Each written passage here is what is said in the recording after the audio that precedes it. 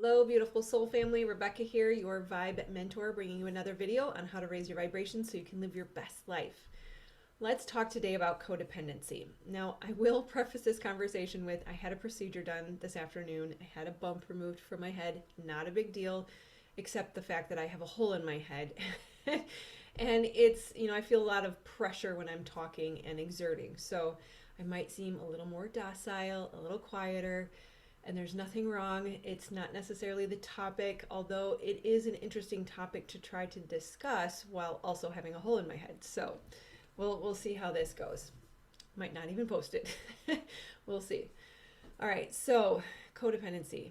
I don't often share a lot of my story. There's a couple videos out there where I go through the whole story. If you really want to know, you can find them. Or I'll link them for you. I guess there's a part of me that just doesn't like to focus on the negative, that we're, often taught that rehashing the trauma or telling our story over and over, especially in a social media environment, that it's good, that people connect with you, and I understand that, and that's part of the reason why I'm going to tell a bit more of my story today, but it's also part of the reason I don't tell a lot of my story, because while it may be good for the social media, it's not good for building a new trajectory. It's not good for manifesting a different future. And so I try to have it peppered in as necessary to help you understand concepts, but refrain from talking too much about it for my own well-being and future manifestations. So all that being said, codependency is something that I most definitely struggled with for a long time. Certainly had no awareness of what it was, let alone complex trauma. And they tend to go hand in hand. That a tumultuous childhood, not feeling safe, seen, heard, cared for, or loved for an extended period of time means you are dealing with complex trauma. If you did not feel safe, seen, heard, cared for, or loved, then likely you do not feel valuable or worthy. You don't feel like the world is safe. You don't feel like people are safe. And we feel like there's something wrong with me, and that's why I have to hide who I am and what I need. So what comes along with that is this deep yearning and desire to prove your value and worth, to not rock the boat, to be whoever other people need us to be. That's what creates the hypersensitivity and the high empathy.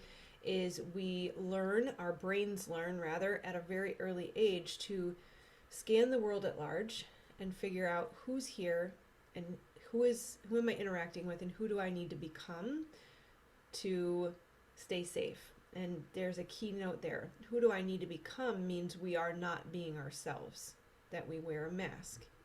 And so that becomes our new identity, our new persona, is the lack of an identity, a lack of self-awareness, and a denial of who we are. And so codependency is defined as excess emotional or psychological reliance on the other.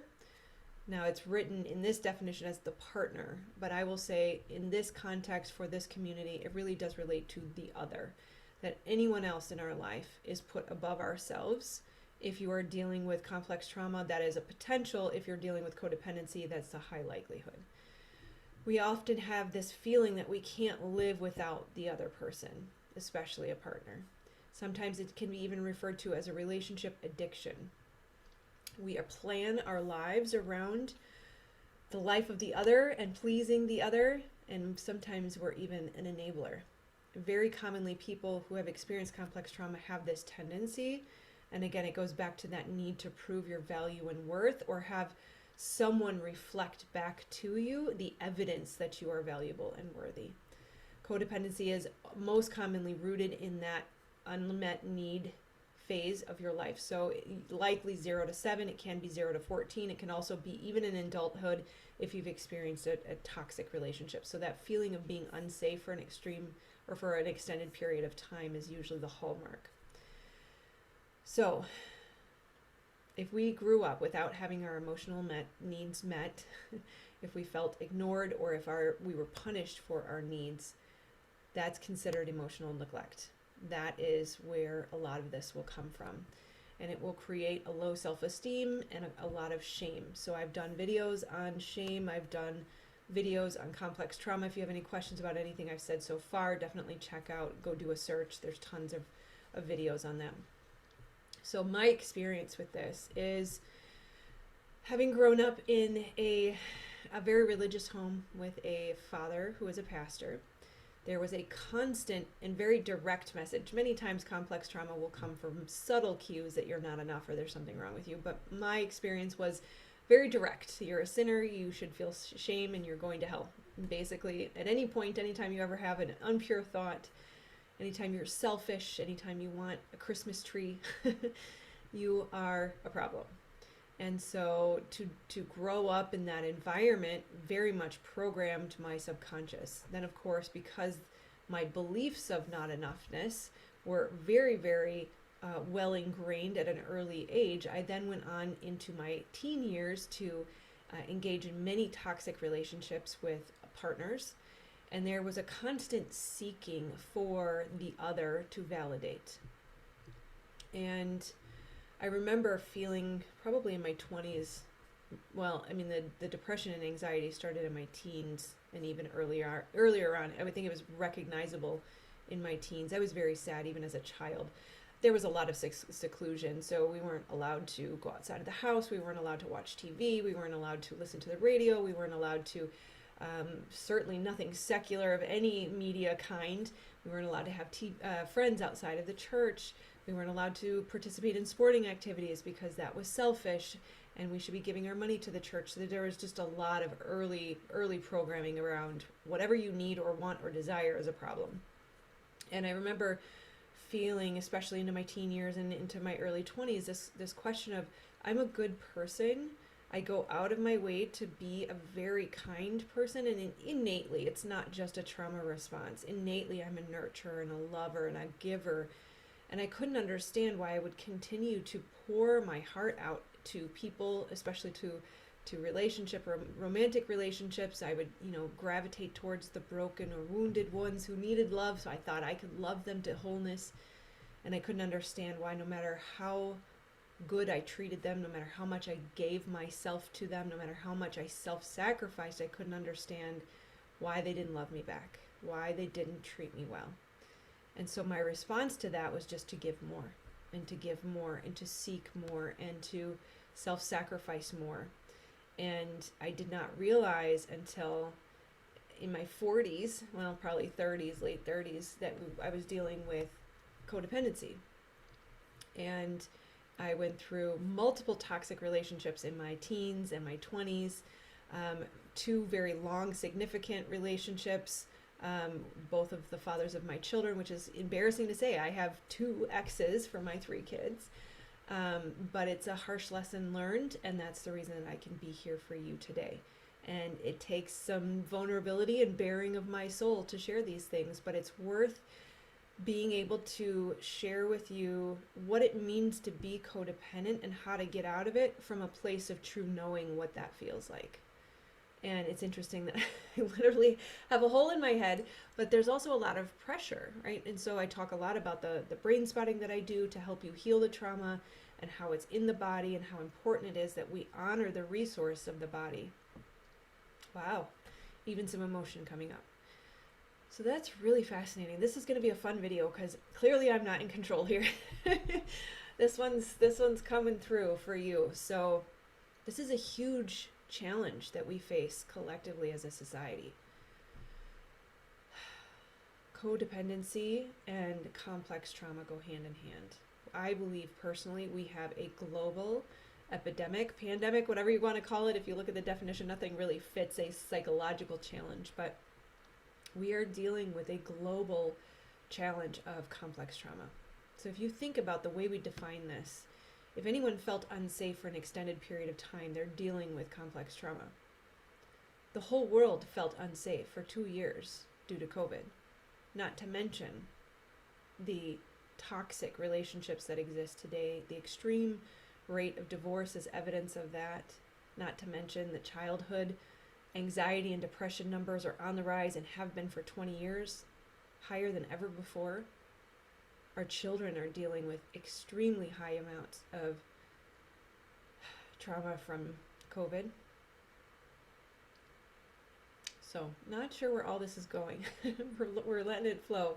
I think I just feel really, really strongly about helping everyone fix this and codependency can be really difficult to acknowledge and to see. Because I'm going to get into this list of what it looks like, the behaviors that we display when we are codependent. And they're not all pretty, right? We're not always the victim.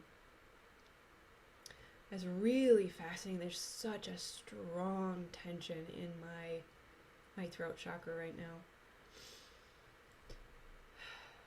And I'm sharing with you what I'm feeling for a reason. Because to heal this trauma, we have to work with the body. That the brain served us very well for a very long time. It was able to scan the world and figure out how we stay safe in it. It taught us what masks we need to wear. It helped us suppress who we were and what we needed, so in the moment it didn't feel like such a difficult thing. But we detach from the body in that process, especially those of us who experienced sexual trauma. We start to want to escape the body, escape the world. And what we don't realize is that we have this vast library of resources that is our entire being, and yet we use 10%. Now, I don't know if the brain is literally 10% of the whole body, and I'm certainly not just referring to the 10% of the brain that they claim we only use, but rather I'm trying to give you the sense of all of the resources that are available to you for healing, for growth, for repair, for rest, for manifestation and ease. I'm just letting this flow out until there's some release here. So what I'm getting at is your body and the emotions you feel in your body, especially the triggers, the somatic responses, they're gifts to help us see where there's something to be released. And the way that we release it is to be present with that. So what I could have done is shut it down. No, I'm doing a video right now. We are not feeling this. I am not going to feel that pressure. I'm not going to share with you the extreme tension, the very unusual tension that I feel in my throat chakra. But instead, I'm going to share that with you. I'm going to sit with it. I'm being present with it. And we're going to continue to feel it until we can move forward. I believe that time is now. So, what does codependency look like? For me, it looked like poor self-esteem. It looked like a poor self-image or a lack of any self-image. Also understanding who you are. So your human design type is going to be really critical. For me, I'm a projector. So what that means is people project onto me how they see me. Oftentimes I'm viewed as someone's savior, especially in a relationship. And then when I can't save them, because I never can, it's only my job to help you save yourself, then to be demonized for that. And so I lost myself in this projection of who they thought I was. And when we're super sensitive, we're highly empathic, we're codependent, we're dealing with complex trauma, we often can lose ourselves in who they want us to be instead of who we naturally are. Which means our gifts are lost, which means our purpose is lost. Because if we don't know who we are and what we need, we can't vibrate at our highest frequency, and we can't be what we're made to be. And everyone is made perfectly imperfect for a purpose. You are here for a reason. There are no accidents, and every aspect of you is made with intention. There are no parts of you that deserve to be rejected or denied. So,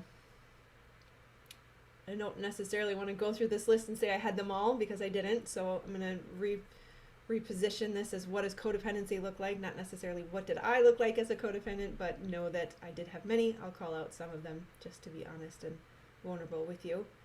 But the symptoms of codependency are, like I said, poor self-esteem, lack of self-image, self-abandonment. That was huge for me. And I can say these things. There's 30 on the list, but you'll see how some of them are just sort of aspects of each other, right? So self-abandonment for me meant I knew that a relationship was not good for me and I still stayed. Or I knew I needed something and I didn't ask for it. Or I even just stopped noticing I needed something and never even thought to ask for it, right? We can have a desire to be needed that is so deep that we are willing to ignore the red flags of relationships that are highly, highly toxic. And the pain of leaving, the pain, the fear of loneliness. We so deeply desire to be valued and worthy and have that reflected back to us that we are willing to torture ourselves for years on end in unhealthy relationships because we're so afraid of leaving and being alone. That need to be liked by others, it's a validation that we need somebody else to convince us that we're okay. Where we're denying and ignoring our own needs, our own thoughts, our own feelings. Like I said, we sort of detach from our body and our needs and who we are, our personality in general. We're really great caretakers. Nurturing is, a Cancer moon. I mean, come on, I'm built to be a nurturer. But come to find out I had taken it too far. That I was hurting myself, and it was to the detriment of my own wellness. I was people-pleasing to the point of losing who I was and then getting frustrated or angry when they didn't recognize my needs or how much I had given them. We have an inclination to do more than our fair share. This is another one I'm guilty of. I'm really, really efficient. I'm really, really effective. I'm really, really smart. I can get things done. Screw it. I'll just do it all myself. And then I'm exhausted and depleted. And I have nothing left to give. And I'm angry for everybody not supporting me. Frustrated that I gave too much and they didn't give back. Or they didn't read my mind and know what I needed and show up for me. We have a difficulty asking for help and accepting help. It is very difficult. And when people offer to help us, we feel this instant need to repay them or give back. It's very difficult to just receive. We have poor communication. We can't ask for what we need, let alone share our feelings, our wants, our desires. Sometimes we even lose sight of, we can't even find what we want and desire anymore because it's so buried beneath that belief that everybody else has to come first. Then we start to resent being unappreciated and our own overgiving. Then we can feel trapped. We have difficulty making decisions. We can kind of have this tug of war. Am I going to go? Am I going to stay? Am I going to love them? Am I not? Am I going to give more? I'm too tired. I have nothing left. And we oscillate back and forth. This push-pull type relationship. We can be suffocating and needy. Fear of abandonment causes that. And at times there can even be an obsession with a partner. Depression and anxiety are very commonly associated with all of these behaviors. We are very reactive. We have high emotional reactivity. We are easily triggered. And even highly sensitive from an emotional standpoint. And it is those triggers of unworthiness, not being seen, not being supported, not feeling loved, not feeling cared for. It's just re-triggered. And that somatic response causes us to kind of freak out. Anger can come along with that. Now here's a couple of the ugly ones that I did not want to see for the longest time. Is we can be emotionally manipulative and we can be controlling, especially of others. And we don't do it from a malicious place, but we do it from a desire to be loved, to quell that fear of abandonment, to meet our needs. But we're just going about it in an unresourceful way. Unfortunately, we'll expect others to do what we say, and if they don't, we get upset. And that's a form of emotional bullying. We can be really rigid, and if things don't go the way we had planned, it causes us to freak out. Then we can fixate not only on our own mistakes and what's wrong with the world, but then, quite a conundrum, will so passively and too easily forgive the misbehavior of others. We feel responsible for solving everyone's problems. We feel responsible for how others feel. And then we'll offer advice, even if it's not welcome. We have a difficulty adjusting to change. Now, I've put that in somewhat of a first person. I wanted you to know that I have felt these ways, that I do not any longer, that we don't have to live with this. It is not a life sentence. It can be healed, and the first step is awareness. That we have to become aware of and own our responsibility in this behavior. Now, it wasn't our fault that we experienced that trauma as a child. It wasn't our fault that people didn't show up for us. You deserve to be loved. You deserve to be safe. You deserve to be seen. You deserve to be heard and cared for. You couldn't control it, and it wasn't your fault. But it is our responsibility now. So after all of those years of overgiving and self-sacrificing and hoping and praying that someone would come into my life and love me, I literally wished as a little girl, all of those Disney cartoons, that my knight in shining armor, bare-chested and big muscles, riding on a white horse would come in and save me. But he never did. And the person that saved me was me. That after all of those difficult relationships and all of those things they did to me, I had to show up and say, I allowed it. And I realized how I invited it. And it can feel a little bit like a cruel world sometimes. It's like, God, really? This is the system? This is how you designed us to learn? I don't think it's meant to be this way, but this is where we are now. Now, we can argue all day long about how we ended up here and why we ended up here, and do we deserve to learn this way? It doesn't really matter, because this is where we're at. And the way out is acknowledging that I have full control in this moment. I have to become self-aware and introspective. Honesty with a growth mindset. To be willing to say all those things that I've said, no, I'm not controlling, no, I'm not manipulative, no, it's not my fault. To say maybe this time I'm going to do something different. Because I don't want to keep experiencing that pain anymore. And being right is not worth the repercussions. So the step 2 to overcoming and breaking the habit is to be aware of the codependent behaviors. So go back over that list. Be honest with yourself. What do you do? And know that no amount of beating yourself up is ever going to be helpful. It's not necessary, it's not helpful, it's not kind. It won't fix it. All that's necessary is the awareness. So acknowledge the unresourceful habits, like self-sacrificing, control, emotional reactivity, and just see them for what they are. They're a cry for help. They're a cry for love. But nobody can give that to you until you give it to yourself. And it sounds sad, and it sounds harsh, and it sounds hard, and it sounds scary, and it sounds lonely. But I can promise you, after going through it and coming out on the other side, it is the best experience you will ever have in your entire life. That little child in you that got hurt, he or she is still in you. Still desiring the love, still desiring to be seen, heard, and cared for. But the only person that's going to be able to accomplish that for them is you. And you have to do it for yourself first. And when you do it for yourself, you are then sending out the emanation, the frequency, and the vibration that this is what I deserve. This is what I need. I will not tolerate any less.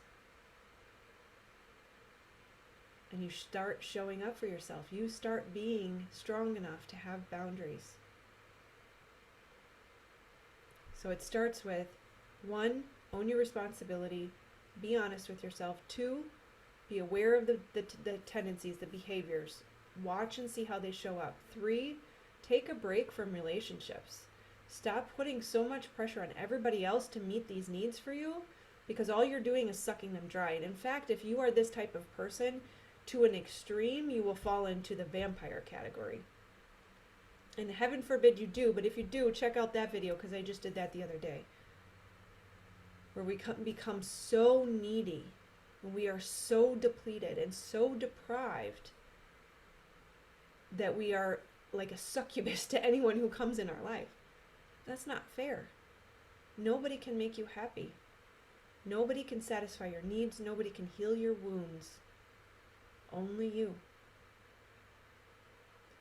And I partially believe, or this is coming through right now, not partially, I know, that we are sometimes in these situations because we're being asked to realize our power, asked to realize our authority in our lives, asked to realize our ability to create and manifest. All of these realizations will come from your healing this, your showing up for yourself.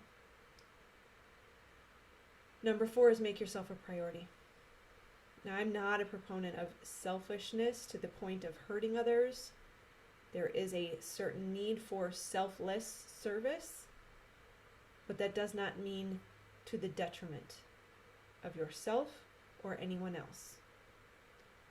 So if you have not put yourself first, if you have not learned self-love and self-care, then for a time it's going to be necessary to put yourself first. Number 5 is get to know who you are. What do you want? What do you need? What's your personality type? What's your love type? What's every aspect of who you are and what you need? And it's going to take time. If you've experienced complex trauma, you need somatic therapy, whether it's with me or someone else. I like to pull out the magic wand. It kind of scares people when I do this sometimes, but brain spotting is amazing. It will work through the optical nerve to the limbic brain to access the trauma, pull it up and out of the body, reprogram the subconscious. EMDR works. It's also very similar, but just a little bit more abrasive, but sometimes that's what you need. But you can't heal that trauma. You won't be able to get these feelings of not enoughness up and out of you until you do some somatic work, because the body keeps the score and you need a mirror. You need somebody to show you what's happening, help you see these patterns. So get to know who you are. Oh, and the reason I brought that up is because who you are is going to be buried beneath the trauma. It's going to be really difficult to get that to come up and out until you relieve the need to have the mask or to suppress who you are and what you need, which comes from the trauma. Number 6 is pay attention to how you're feeling. Spend some time with your emotions like I was doing earlier. So that was perfect, right? Just let the feelings be in the body and understand them, right? This is dissipated significantly. It's still a little bit there. I think part of that is the hole in the head, but it's dissipated because we spent time with it. So I remember when I first was starting to heal from complex trauma, this video is much longer than I intended. I caught myself. It was pretty funny. I came home from therapy. It was a couple hours later. Didn't really consciously think of it, but I found myself kind of going like this, like, what do you need right now? Right? Like, when was the last time you gave yourself a hug? When was the last time you asked yourself, what do I need right now? Now, if you find that you are sort of more in the vampire realm versus the codependent realm, if you have so much of a focus on who you are and what you need, then that recommendation is going to be less so for you. But just make sure we're going to focus on codependency here. So if you're codependent, you need to understand, what do you need? Ask yourself, what do I need in this moment? Notice I'm not feeling very good right now, right? I could say I've got a hole in my head and a really intense feeling in my throat and my body. That means I need to rest, and it means I need to lay down. So that's what we're going to do in just a few minutes. But if you're tired, sleep. Don't drink coffee, right? Are you punishing your body, or are you listening to your body? Are you honoring your body's needs? Number 7 is get in the habit of asking yourself what you need. So yeah, they go hand in hand. Pay attention to how you feel in the body. Number 6. Number 7, get in the habit of asking yourself what you need. Find resourceful self-soothing methods. So that means a massage or a bath or a nap or hot tea, not wine or excessive working out or overworking or distraction, because that will just perpetuate the problem and will not solve anything with that. Number 8 is understand why you need to take care of someone else. So really sit with that feeling, because we'll all have different reasons for people pleasing, caretaking, overgiving. We need to really get at the root of what is that for you. For me, I needed to feel valuable. I needed to feel worthy. I needed that reflection back to me that I was necessary and helpful. Number 9, challenge and change the belief system. So as you're getting introspective as to why you have these behaviors, you're going to have a belief behind it that I'm not valuable unless I work hard. I'm not worthy unless someone loves me. I'm better when I have a partner. Those are limiting beliefs. And if it is anything that, if you find at the core of any of these behaviors is a belief that says you are not enough on your own, then you must challenge that. If there's anything that makes you feel bad about yourself or lacking or incomplete without the other, you have to challenge that because it's not true. Number 10 is set boundaries. It's kind of a go-to when it comes to codependency. We don't have boundaries for ourselves or for others. Likely we didn't have parents with boundaries, so that was what was modeled for us. Porous boundaries are very dangerous for ourselves, for our children, for our partner. If you say, no, I'm not going to do that thing, stick to that. If you say we signed up for dance class and we are going to dance class, you got to stick to that. If you say, I'm only having 1 glass of wine, you've got to stick to that. If you say, I'm going to the gym, you've got to stick to that. For the sake of the boundary, not necessarily for the workout or for the child.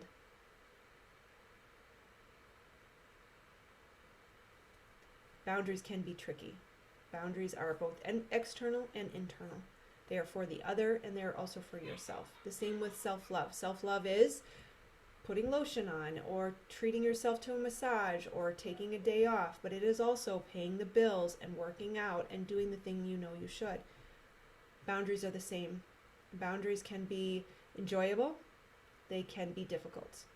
They can sometimes upset other people. And likely, if you have not had bad boundaries in the past, you have people who have enjoyed your lack of boundaries. They are not going to like you setting up boundaries.